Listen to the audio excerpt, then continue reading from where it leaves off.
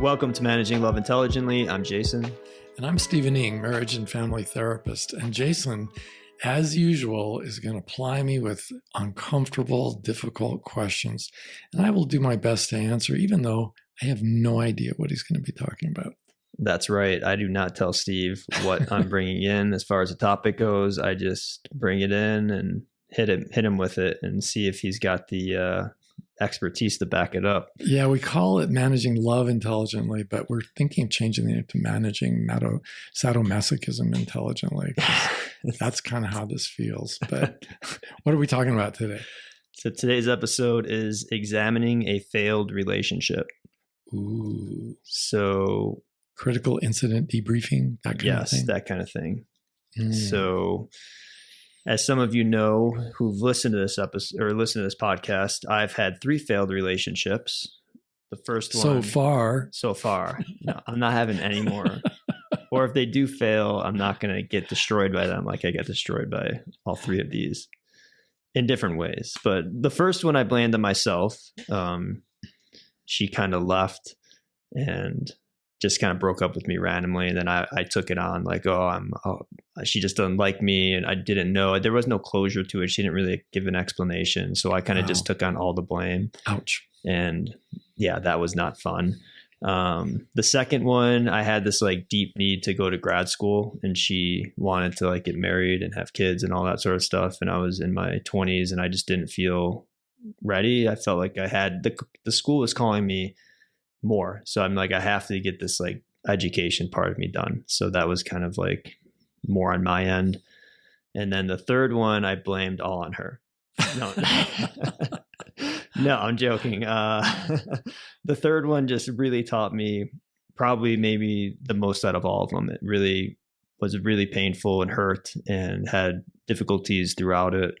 But by going to that depth, I was able to be like, well, I'm never doing that again. And I need to like kind of figure some of this stuff out as far as like what was going on in this relationship, what wasn't working, what was my role in it, what was she not giving me that I maybe needed, and kind of just really examining it, which is what we'll be talking about in this. So this podcast is mostly today about your therapeutic needs. Yes, exactly. All right, I get it.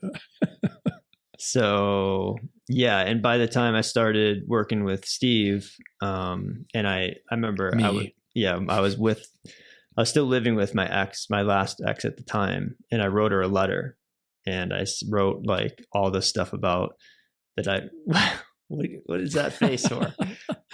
Oh, I made a face just then grimacing because you wrote her a letter, but she's still living with you. And I'm thinking, yeah, that didn't go over well. Yeah. Why are you thinking that? Well, because you were probably sharing some bigger thoughts with her than she probably did the eye roll thing while she was reading it and didn't understand where you were coming from or what it all was supposed to mean. And then chalked it up to, yeah, whatever, not really understanding you. Well, yeah, I started telling her about some of the stuff I was learning with you about the whole and taking responsibility, like what I could have done better, like over the last 2.5 years or so.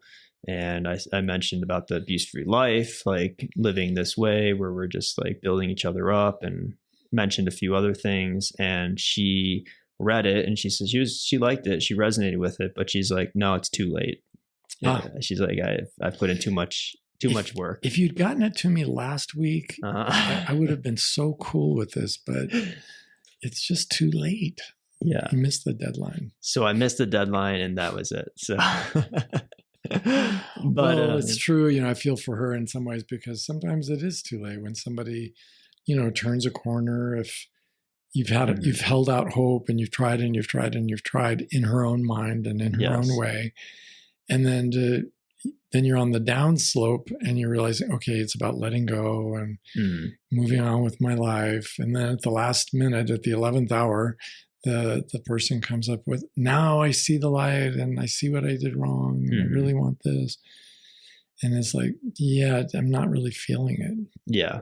Yeah. Well, and I learned a lesson from that as well. And I'm glad she said that too, because I'd rather have her say that if that's what she was feeling, rather than get in a relationship with me and stay in it. And if she's not feeling it, that would have been just more awful. Yeah. Disaster. So, but yeah, so that's what we're going to talk about. We're going to talk about examining these failed relationships and like the benefits of them, the pros and the cons, and what there is to gain from this information. And before we do that, if you have a question for Steve, you can visit steveeting.com and fill out the contact form at the end of each episode.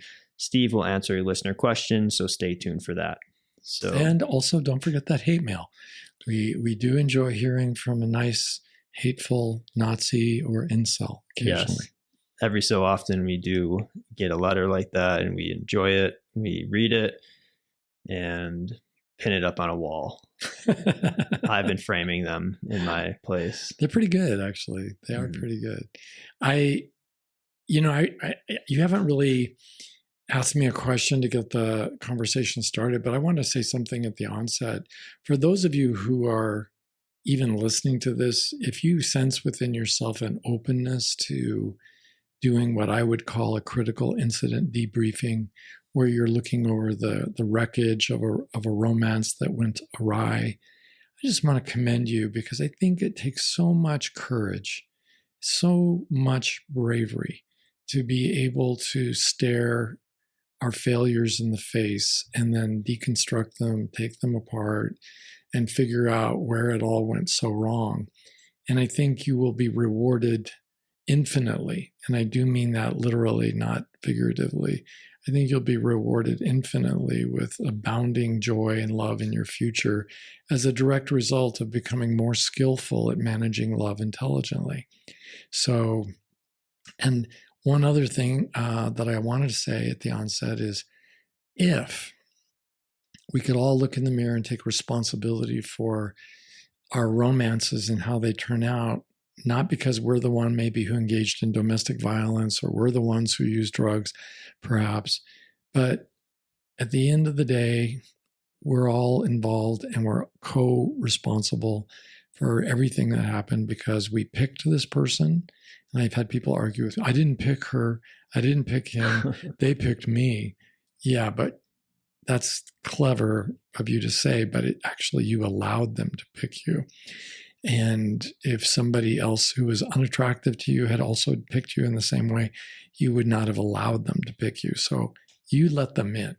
You let them into your life and into your heart. And if we can take responsibility for that, that's going to teach us all kinds of things about who we let into our lives. And we're also going to be able to take responsibility for our own behavior throughout the relationship, even if the other person was the primary villain who behaved the worst and who was the least sympathetic. We still have our part to play in every day that we stayed in that relationship. So if you could do one thing that would really help you as you listen to this, is to let go of blame. It's a singularly dead-end kind of thinking. And really, people are simply doing the best they can, trying to figure out how to live their lives. And you really don't have to assign blame, because what's so terminal about the assignment of blame is that once you've assigned blame, the thinking process usually stops. It doesn't really help to assign blame to anyone, including yourself. And it's actually sort of a lazy way of thinking where you're really not looking below the surface. And, who left the water going? Who left their cigarette, out on the table? Who did this? Who did that? We really, it's really about, whose responsibility is it to fix this? And it's your life. And so if you've been hurt, and if your heart has been crushed, or you were financially ruined over a relationship, if you had to go to the hospital because of physical damage that you incurred as a result of this relationship, well, letting go of the blame and taking responsibility for all of that is going to let you really do a better job in your near future in terms of picking.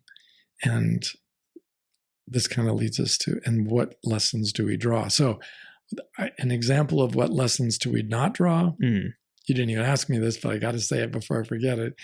I had a female client who married 7 times. 7 men. Lucky 7. Yeah, each one of them was an alcoholic. And her takeaway, men are all just such miserable drunks, such losers. Well, I think we can all kind of see where she was coming from because that was her life experience. Yeah. But as a matter of fact, there are men out there who are not alcoholics. And the question would be, why didn't you pick one of them? Well, I never met any of them in the bar. Okay, well, okay, maybe there are other places to go besides the bar. So I think taking responsibility for the people you pick and the outcomes is going to free you to do a much better job in the near future. Yeah. Well, I ran on there for a while. So, well, there's a few things. Taking responsibility is very difficult for people. Okay, I think we're ready for another confession. Right. Why was it hard for you? Well, it's hard. Well, it's hard because it's not hard anymore, but it was hard for me because I'm trying to think like relationships, because you think you're just powerless. I think if you take responsibility. No, I think I blame because I felt powerless. I think when you feel powerless and you don't understand that you have other options, I was kind of, I think a lot of people are in kind of like maybe a victim role. I agree. And I think I felt the same way for some time in my life, but I think it ultimately goes back even to a yet another irrational belief. And that is that, well, love and success in love is not a matter of intelligent management. It's a matter of luck.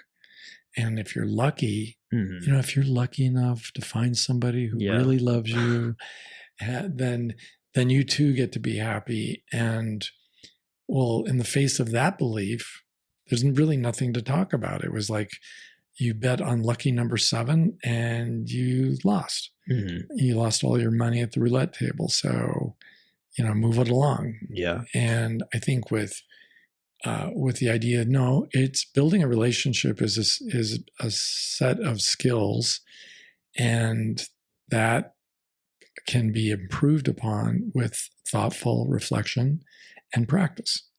So that's, I think, one reason why I engaged in some blaming. The other thing was, for me, is about ego, because to admit that it was partially, even just partially about me, would be to admit that I was flawed and that I did things wrong, which was unacceptable to me, and that I did not have all the answers. And so being really open to, finally getting to that point where I could take responsibility for my part, it was really very illuminating. It was like somebody turned on the lights in a dark place. And I really enjoyed that sensation.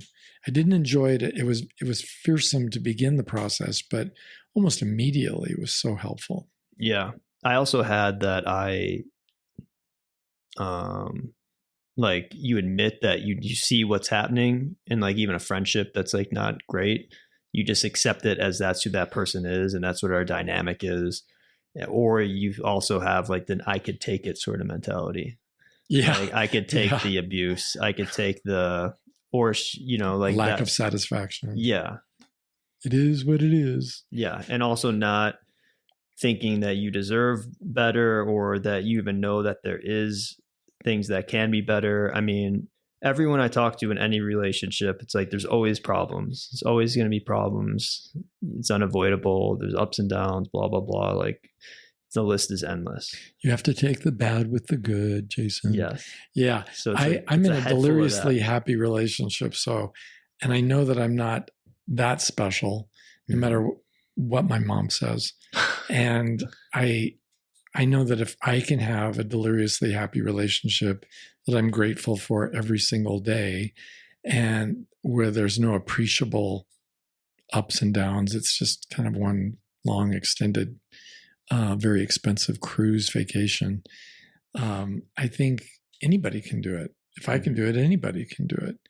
And I really mean that. If you listen to these podcasts and you start applying these principles to your personal life, I think every listener out there can begin having an increasingly joyful, happy life and learn to take themselves with a grain of salt, not take life too seriously, and start enjoying, that happy warrior approach to love, that where we just are having a good time, whether an individual romance works out or not. I think we can figure out enough. And the great thing about getting older now, that I'm actually more self-aware, is that with the passage of years comes wisdom.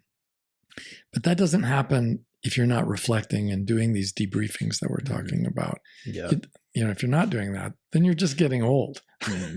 And that is kind of a drag when you have the mind, as I did, of a 12-year-old when I was 20, 25. Yeah, that's a real drag. It's like a science fiction nightmare, or horror film of some kind.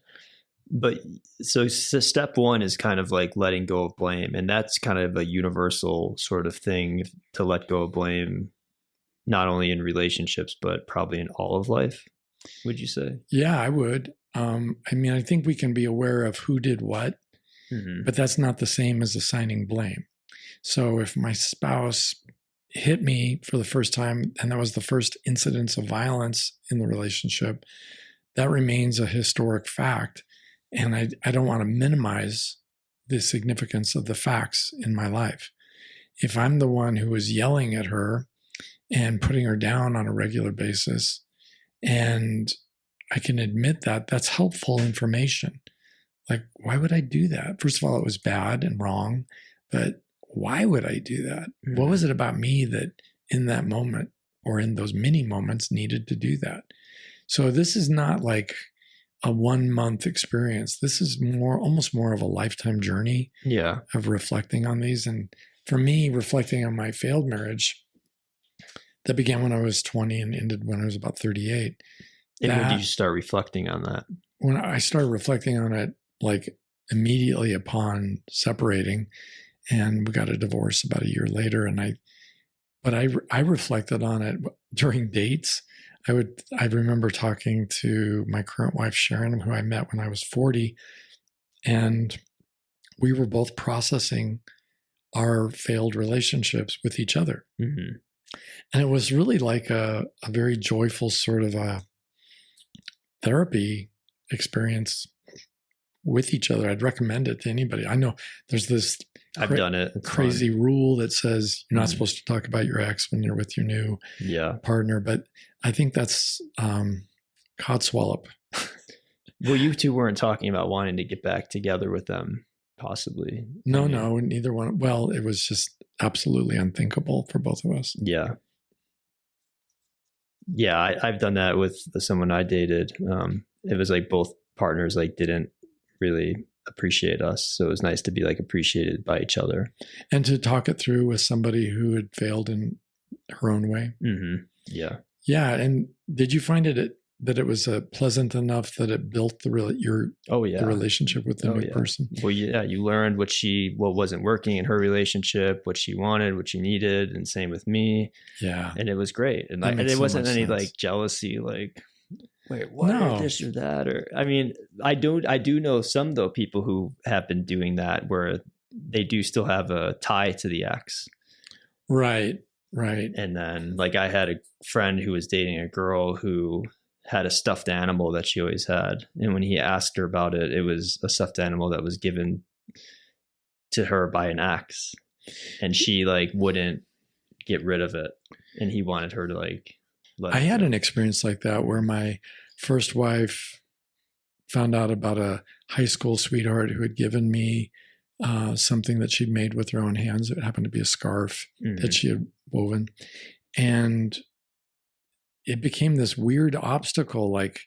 Really? I have to destroy every vestigial remain of anybody who ever loved me before I met you in order to prove that my feelings for you are sincere. Mm-hmm. And that's kind of the way she made it. It was and it wasn't heavy-handed or controlling. Instead, I could tell you, it was more my codependency that leapt to the moment and made that decision because I was trying quotes around this, trying to make her feel loved. So you threw it away? Yeah. And I regretted it ever since because it has nothing to do with each other. I remember dating yet another woman after my divorce, and I had pictures of my former wife and I with our kids up on the walls because I had a split custody with my former wife, and I wanted my kids to be able to see from these pictures that I didn't hate their mom. And there was a time when their mom and I were very happy. Yeah. And it just didn't work out. Well, this new woman, I'd only dated her for maybe a month. It was like a reflection on her that had all this meaning that I was pining for my ex, or that I, was still carrying the torch in some way, or hoping to get back together, or I was making a statement that I was definitely not ready to move on with my life. And it didn't mean any of those things. Yeah. So I think her stuffed animal, who cares? But the thing about hers, though, unlike yours, I feel like she still had feelings for the guy. And, yeah. Well, I guess and she that context defines it, doesn't it? Yeah. And she also mentioned like she was going to like move somewhere for this guy. Like when my friend met her, they were like dating. She was dating this guy. She was ready to move across the country for him. Then when they're dating, she was like hesitant about it. So it kind of created like a rift in the relationship a little while. And then when she clutched that little stuffed animal and cried into it, yeah, kind of put him off, didn't it? Well, she would clutch it while she was like video chatting him. So oh my gosh. But not during sex. Please say not during sex. During sex, it was used as a third, yes. Oh, no, I'm joking. Polyamory. Oh my God. Polyamory with a stuffed animal. It's like group session. Okay, this took a big jump into a very deviant form of sexuality. Children, don't let your mom and dad hear this. So when you were learning that stuff, were you like journaling or anything, or like how were you kind of processing the things that you learned? And were you able to, I guess the first thing is like, during your divorce, were you blaming? Were you taking co-responsibility, or did that take you a moment to like get there? Oh, I think that during the marriage, the waters were so muddied that it was a mix of good and bad. There were times I would reflect on myself, times I'd be so frustrated with her and try to get her to change, things like that. But as we parted company, I realized, no, this is me working with my life, and I just really need to do a true debriefing of this, because the pain was so utterly exquisite. I wanted to make sure that I never made the same mistakes again. Yeah. And I wanted to learn the right lessons, not that all women are bad, or that marriage is for the birds, or that some of the other lessons. I was very guarded about marriage. I thought I would never remarry just because of the legal ramifications, not wanting to be dealing with lawyers again and going through court. But I came away eventually realizing, oh yeah, that was a lesson that really didn't apply. That really wasn't relevant. That was just a part of the unpleasantness. And so it would be like concluding I never want to have children again with anyone else. Having children and seeing the impact of the split up on the children was definitely a painful, horrible part of the overall experience. But I think it would be the wrong lesson to conclude, therefore don't have children. Yeah. Or therefore don't be in a committed relationship, or therefore, never fall in love again. Were these things like coming up in your head as like possible options to choose from? But then when you thought about it, you're like, wait, that doesn't, I need to like take responsibility. They did come up because I had single male friends who were believing, some of them were believing some of those beliefs. And of course, by this time in my life, I had finished school, I was a therapist, and I was meeting people who had those beliefs. And I realized, that's not going to help you going forward into the future to blame all women for that one failed relationship. Yeah. Or to blame yourself. That's why I said what I said about blaming being an intellectual dead end. It really isn't very helpful. It's just figuring out what worked, what didn't work. That's a helpful process. We want more of the one, less of the other. But it's so early on. I guess what I'm getting at is when to answer your question, the process is very uneven and very muddied. And no, I wasn't the journaling type of guy. Mm-hmm. I'm still not a journaler, and I don't enjoy that part of the process. Instead, I like to stare blankly off into the heavens and just think about things, for a long time. Do you like to sit when you do that? Do you lay down? Like, well, I can't think and walk at the same time. I'll fall down. So I like to think, and I like to talk to people like you, mm-hmm. or my spouse, or even the wonderful people who come into my office looking for their own chance to figure this out. We will exchange stories and information, and mm-hmm. we all get better, and we learn more. And I think that's my process. But I know other people who love to journal and, mm-hmm. Write a novel with their ex featured in the novel. And, so I that's not my way. I would not do that. Yeah. But you're thinking, and then at a certain point, what happens? Is it like you get the aha moment, or something finally clicks, and then you release that thing, and then you move on to the next thing? Well, that's kind of what happens. And I don't want to make it sound too mechanistic, because I don't really have I think looking back in hindsight, I could say as a naturalist observer of my own cognitive behavior, I would say I have had those experiences, but more often than not, it's more like nibbling a round of cheese, for a small mouse. And they don't consume the entire round of cheese that weighs 25 pounds all in one go. Sometimes in the cartoons, they got to eat it really quick, and then their face gets all rounded. Yeah, they get huge. For me, it's taking a nibble, going away and thinking about that, coming back for another nibble, running some ideas by friends, and then getting into some discussions or even an argument or two, talking to someone I'm dating about something I've learned, going back and forth, being told I'm an idiot, being told that's really smart. I like that.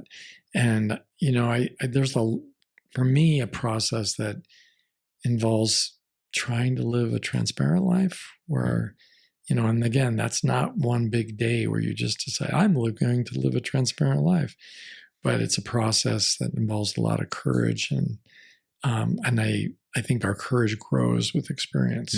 In order to get to that transparent life, you're saying Yeah. So for you and me, both of us sitting here having these conversations about our rather spectacular failures relationship-wise, these are the kinds of conversations I think you and I would have avoided early on in our sense of loss. We wouldn't have been talking to anybody, much less putting it out there for the universe to hear about it. Yeah. But now we're so used to that, and we find it of such value to do it that we're pretty open compared with who we used to be. And I would suspect if we kept doing this in another few years, we would be even more open about things that we would today find too cringy, too embarrassing to talk about. Yeah. When you think that you achieve that freedom, I mean, it's an evolution where you keep achieving more and more, but when do you think for you, was it when you were 40, when you met Sharon, that you were able to get to that stage? Well, like I said, it was going on even in my marriage, in real time, where I'd look at myself and try to change things, try to be more loving, try to be more patient, then take a look at my efforts that were controlling and try to stop being controlling. And it's complicated, right, to change when you're in the middle of a relationship, because even when I was being controlling, and I could see that, and I stopped being controlling, that could be misinterpreted and was as, oh, you don't care about me anymore. No, I just think it's your decision, and you have to decide for yourself whether or not you're going to do that. Yeah. Oh, you just don't care? And then we go back to the I'm not caring, and that means I'm not loving. And that, no, I think I can be loving even if I just accept you as you are and let your decisions be yours. So it was like trying to change your pants during the middle of the 3-legged race. It was really awkward and hard to do that. Then when I was alone and could reflect, this is why I think people who are single, who are dating, they have an advantage because they can go home after a date and think about it, and they can spend a few days or a week or more thinking about it and keep accumulating data about how they handle things. Do they like the way they handled those things? Did they like the way it worked out? Why didn't it work out? Was it about him or about her?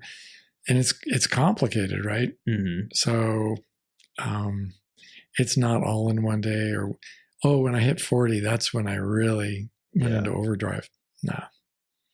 And then how did it help you when you got out of the divorce and when you started dating again? Like, how did it help that you were doing this work? How was it beneficial to you? Well, immediately for me, I'd already learned by then that I needed to have an abuse-free life. And so that was the first thing? That was my very first thing. I mean, you could go back as far as my childhood and my teen years, because I grew up with an alcoholic mother who, although she was a very wonderful woman in many ways, I was black and white clear on my thinking that I never want to be with a woman who has a drinking problem. But that was pretty much all I learned from, in those days from that experience. And it just wasn't enough. And then coming out of my failed marriage, there were other lessons to be learned. But as you so often point out, it's one thing to have it in your mind to do a different job or different behavior. It's another thing to actually execute that. Yeah. And to, even when you've got it clearly in your mind. So I remember dating a few women who were abusive and then said, okay, I need a strike 3, you're out kind of rule. And, and I'll let them abuse me 2 times. And on the 3rd time we'll be done. And how were they abusing you? Like, sometimes guilt trips, name calling, put downs, standing me up on a date and hanging up the phone on me in the middle of a attempt to really connect. And I thought, anything that's really not respectful is abusive. Yeah. It's one or the other. This is one thing where I'm pretty black and white. And I think for me, that rule evolved because I realized, let me explain the rule first. The reason I had 3 times and you're out is because before I had infinity, before you'd be out. Oh, yeah. So I knew that a number like 10 would be too many because I couldn't keep track of how many it had been. And 1, which seemed incredibly rigid to me and rather cowardly because it didn't really allow you a chance to confront somebody and to talk through a behavior and to be open to being wrong. Maybe I misinterpreted what was going on. And so I did eventually make it a little more situational, but I kind of lowered it down to 2. 1 would happen, I would repeat because I told everybody when I was dating that I wanted an abuse-free relationship. And then I explained to them what I meant by all that. And then if it got abusive after that, there'd be 1 confrontation. But by the 2nd time, I was like, yeah, this isn't that complicated. It's not that hard. I'm not asking for the world. I just want a safe relationship. Can that be okay for us to be safe with being in each other's company? And that kind of freed me to let go of that 1 item in terms of it just had this monolithic presence in my life. And I started developing, and I need a relationship that's based on equality. So really quick on abuse, sure. You would have the conversation of the abuse-free life before they started abusing you, and then the abuse would still start. Oh, yeah. And then after the first one, you'd have a conversation with them. After the second one, you'd have a conversation. No, after the second one, I was done. Oh, you were done after the second one. Yeah, because the rule evolved. It went down from 3 strikes, you're out, to 2 strikes, you're out. And then did you tell them when they reached 2 strikes? Or do you just say? Well, often enough. I mean, not surprisingly, women were kind of done with me if they were abusing me twice. But a lot of times I would get a call like a month or 2 or 3 or even a year later. How you doing? Oh, really? Yeah, like nothing had ever happened between us. And and then what'd you say? There'd be a long silence. Or I'd say, well, I'm doing just great. How are you doing? Uh-huh. And then to see if they were the sort of person who could actually talk through any of this ever. Mm-hmm. And I think what I actually would say was, what can I do for you? Because it's like, you're calling me for a reason. So let's get down to business. You know, what is this? And, oh, nothing. I just wanted to see how you were doing. Okay. So what's going on? Well, I have a wonderful new girlfriend and I'm having an enjoyable abuse-free relationship. Thanks for asking. And there'd be this Is that what you would say? Yeah, sure. And then, okay, well, I got to go now. All right. So there was that. So there were high watermarks, there were low watermarks in the experience, but it's a process, right? So, and then I realized as time went on further, there were additional requirements to be in a successful relationship beyond just abuse-free. And yeah, you mentioned equality, but one more thing on abuse-free. How did people react to that when you did say that? Like, I'm looking for an abuse-free relationship. Were people positive I can of tell it? you, Or women would say things like, well, that just isn't possible. Oh, so yeah, they had utter disbelief. They were atheist when it came to an abuse-free relationship. Yeah. And there were other women who would say, oh, that just sounds wonderful, but then they couldn't execute. They liked the thought. Yeah. But I think and forgive me if this sounds sexist out there, but I think for a lot of men have noticed that in general, the script of our culture is that men are the abusers, women are the victims. But the reality is humans can be abusive and victimized. And sometimes it's the same person who gets both. So I think they thought I was like embracing some kind of new secular religion and I was going to be a better man. But no, but I made it really clear though, I wanted a mutually abuse-free relationship. Yeah. And I gave examples and some of them were hysterical, at least in my mind. And women would laugh and everything, but we never, there were not a lot of women who could do it, frankly. Yeah. And there were some, and they were pretty amazing human beings, and I enjoyed them a lot. But just because it's abuse-free and they're treating you with at least an effort at equality, that doesn't mean everything else is taken care of automatically, like compatibility and, goals for the future and lifestyle and all that stuff. So there was, it was just a starting place. Yeah. And then that starting place, I found a lot of freedom once I got there. But dang, it took me a long time. If you're listening to this, you could make that transition from a life that has some occasional abuse or more to a life that's abuse-free like today, because that is a one decision away kind of a thing. And especially for those of you listening alone, that's where I learned this. I really came to me when I realized how peaceful and quiet my apartment was and how I loved that and how a new person coming into my life would move the needle only up or down. Yeah, that's good. And I wanted that needle to go up. I wanted the quality of my life to be better, not worse. And a big part of that was I wanted my home to be a safe place that was drama-free, free of any unnecessary escalation of problems.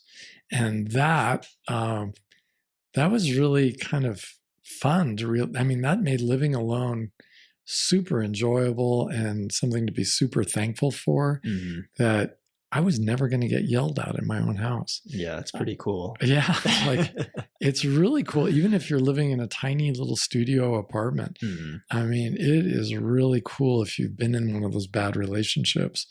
So it just kind of went on from there. But that systematic debriefing, where you're looking back over your shoulder in time and you start seeing all the things that could have been so much better, could have been handled so much better. It's very liberating because it starts as a thought and an excitement. I see it now. I see what I should have done. And then it becomes an attempt on a date, and usually on a first date, we're all on a pretty good behavior. And then, I made it. I did the whole day without ever being critical. Or I got through a whole week or a whole month of my relationship with her without being critical or controlling. And it's challenging because honestly, just like that old saying, it takes two. There are so many of our bad behaviors that are the result of the chemistry between two people. So that, you know how we all love unsolicited advice? No, none of us do. We do not. But what happens when the woman you really love is asking you for advice? What should I do? And that's kind of sets us up. If you go down that road, it sets you up as the advice giver. And then we all get frustrated when the other person doesn't take our advice. And now we've got this weird dynamic of top dog, underdog. And for me, I just think AA and Al-Anon helped me so much with this, where I could say, well, I'm not going to give you advice, but if it were me, I know I'd handle it this way. And of course, you're you, and you're welcome to handle it however you handle it. And then if they did handle it in some way that I thought was kind of screwball, that was okay. It made it easier for me to let go. Yeah. And I think it made it easier for them to listen to me, because I wasn't recommending any one course of action. I was just telling them what I would do. And it was the same way because I'm a counselor, a lot of people would say, well, do you think I'm depressed? Or do you think I should do this? Do you think, how do you think I should raise my kid? Or, when he disobeys me, I don't know what to do. Can you help me? And like a lot of guys who are single and dating a woman with a child or children, I felt that pressure to become Marshall Dillon, going into Dodge City and to clean up the town. Okay. I was going to get those kids to obey their mom. And you heard your mom, go do that right now. And the kids were, yes, sir, sir, yes, sir. And it really, again, laid the seeds of the destruction of the relationship, because eventually the day comes where those cute, adorable little children that she loves so much, they would look at her with those pained eyes when Steve, or AKA Marshall Dillon, is telling them, that they had to go clean their room. Do I have to now? And well, can't we just, and the mom would say something like, well, can't we just let them do it? And inside of myself, I could see the folly of this whole thing. These are not even my kids. I was trying to help the little lady out. Yeah. And I realized, I can be the boyfriend, but I'm not their dad.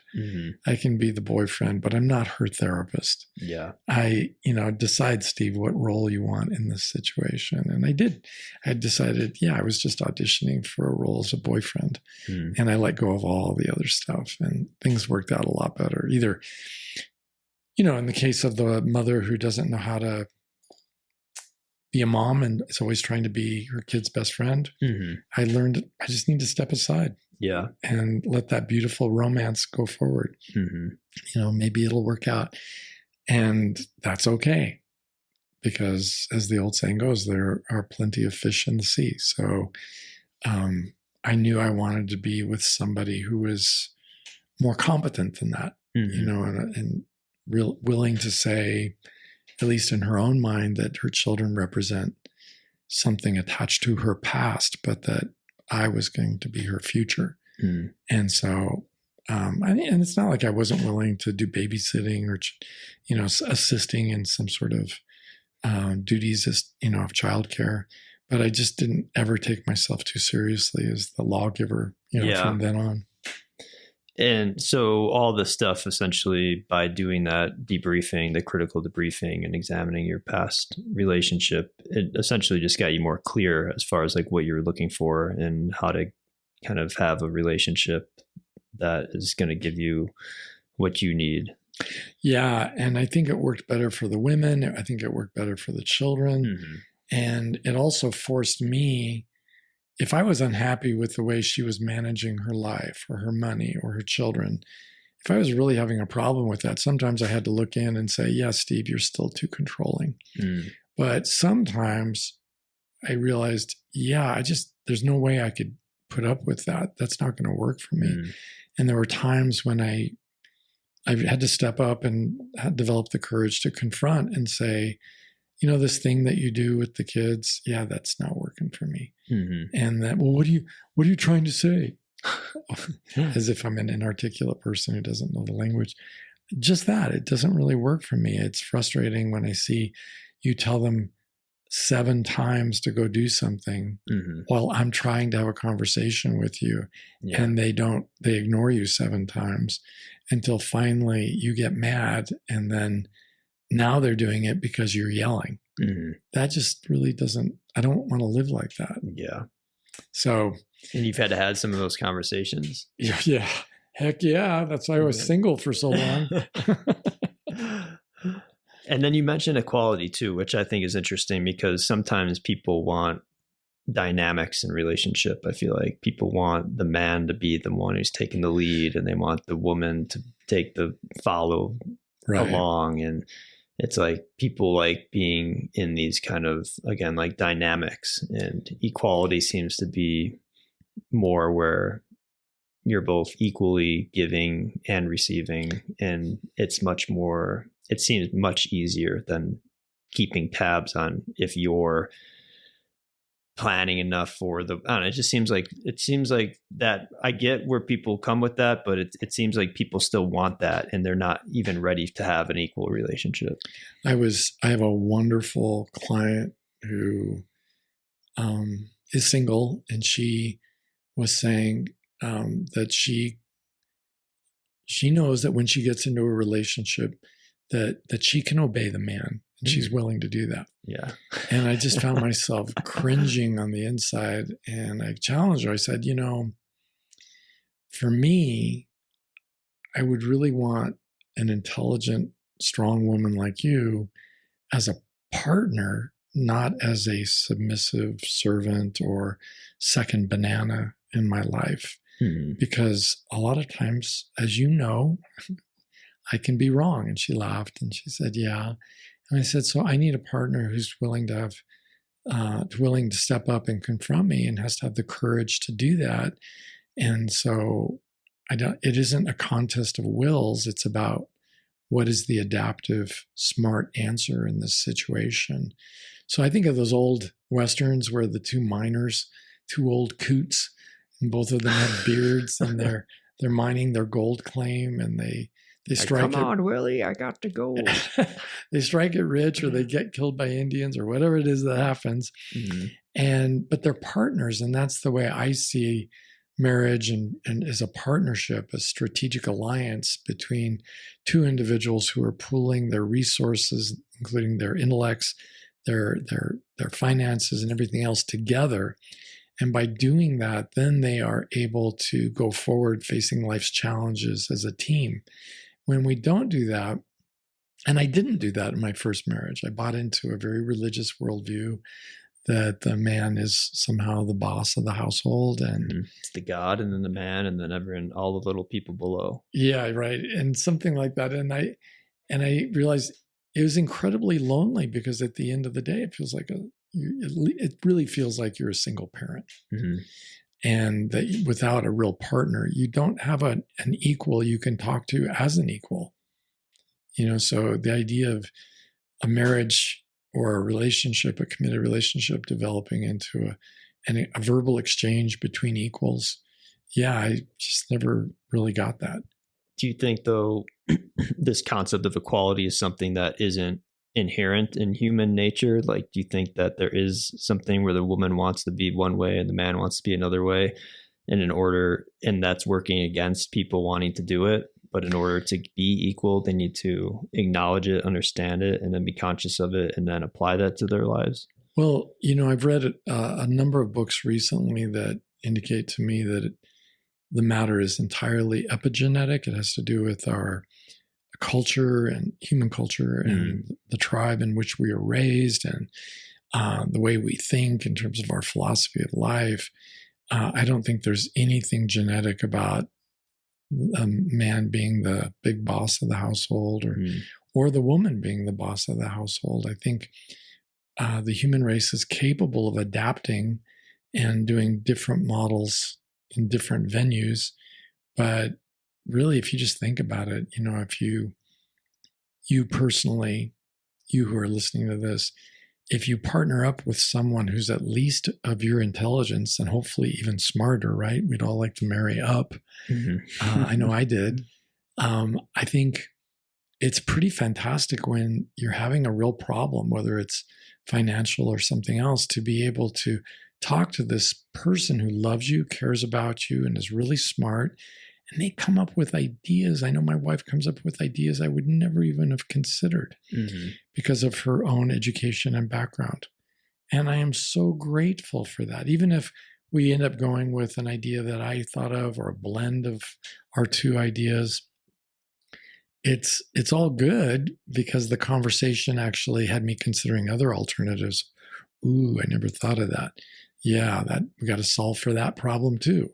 Because no one problem A isn't just problem A. It has these sub problems B, C, D, and so on. So I think it's the alternative is what you're going to have a brain network of one, and it's all you as the man, and amen, brother. And the other person who sees what you're doing wrong isn't really allowed to, or if she does share her opinion or her thoughts or observations, she ends up getting ignored. And I just, that makes zero sense to me. Yeah, me too. But sometimes I feel women want that, and they want that inequality. Yeah, but I think that honestly, first of all, those are women you'd want to run from. Yes, I'm running from them now. Yeah, and also before you run, to have some pleasure in confronting them and engaging in discussion, because it's not what you need to tell them, to explain to them why you need a partner. Yeah. Because although it may look like you're perfect, you're actually not perfect in every decision you've ever made, and that you really are looking for someone who can have your back. And I think a lot of women would drop the whole man boss idea and embrace partnership if they were confronted on that level. For a book for anybody who's considering some of these ideas, one of the best books I've read, it's quite involved but so full of examples, would be the second edition of Women and World Peace. You can find that at any bookstore, but it's really clear that at every level, the other half of the human race, whether you're the man looking at the women or the women looking at the men, the other half of the human race has a lot of brain power. And they have so much to offer in terms of the solutions that we're all looking for. Yeah, I agree. So rather than blame my third girlfriend for everything, I'm going to, or I've been doing it. I have been. That was a joke, but yeah, it's good to do this critical incident debriefing, whether you journal about it. I did a lot of journaling with my own stuff, and then also thinking as well and talking to people. Can I ask you a question about that? What do you like about journaling? I feel like it's just a writing thing. I agree with like the Artist's Way book about morning pages, where if you write 3 pages longhand, it's kind of like you enter into like a creative flow with it all. So, and you're also like working that muscle. And it also seems like my head is cluttered with a lot of stuff a lot of times. So it's like a brain dump as well. And it allows me to like just get it all out there, and it helps with my processing. And it also keeps you connected to that infinite wealth of creativity. I just, hearing you say all that, I think that's a genuinely wonderful idea, because it's like a meditation practice. Yeah, exactly. And whether we're religious or not, it would work, I think, for anybody. I'm kind of inspired to give it a try. Yeah. And it's like 20 minutes a day. I try to do like 15, 20 minutes. Sometimes I'm kind of more like time oriented than the 3 pages. I'm also trying to get better at my handwriting, which is horrible. So practicing cursive is kind of nice, going a little slower. But yeah, it's definitely just a practice. And I think by getting it out there, it will be like page after page of garbage. And then sometimes I'll hit on something that's like a little gem, and I'll put a little star next to it. Oh, yeah. I do that as well because most of the time. Do you keep these journals? Yeah, but I don't really look back at them. Sometimes I do, but it's been a while. That would be for the nosy girlfriend in your life. Yeah, the nosy one and the obsessed. I mean, I don't even know if I'd let anyone read them. I mean, I have some that I type too. Like I have novel length journals, I feel like. Wow. So it's like just trying But it would be a cool, I mean, for the person who's really studying you, it would be a cool archive of your journey. Yeah. Through life, watching your thought process evolve over time. Yeah, for sure. Yeah, I don't know that I would ever reread. If I did those, I don't know that I would ever reread those. Pretty sure my wife would read them. Yeah. For better or worse. Yeah. And, you know, this talking about this critical incident debriefing, it's never ending. It's a little bit like the intentional interview because it just goes on and on into the future. And because there's nothing that we humans do that is so perfect it couldn't possibly be improved upon. Yeah, that's a good point. And my wife and I continue to form a more perfect union, as our political ancestors said.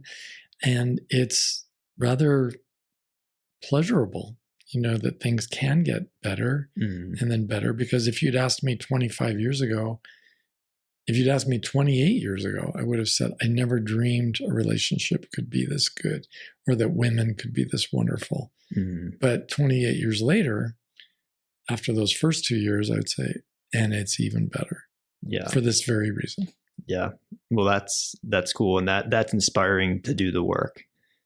If you're looking to have something like that, which I am. And I think a lot of people, I think everybody wants deep down. Well, then I think our work here is done. I think so. So that's the mic drop right there. What's the question you have for me today? Because I know you got one. Yes, we have a listener question to end. And the question, and if you want to send a question in, you could visit stevening.com and fill out the contact form. This week's question is, hi, Steve. My girlfriend and I are engaged and our wedding is coming up in 6 months. I love her very much and I'm confident that she is, in quotes, the one.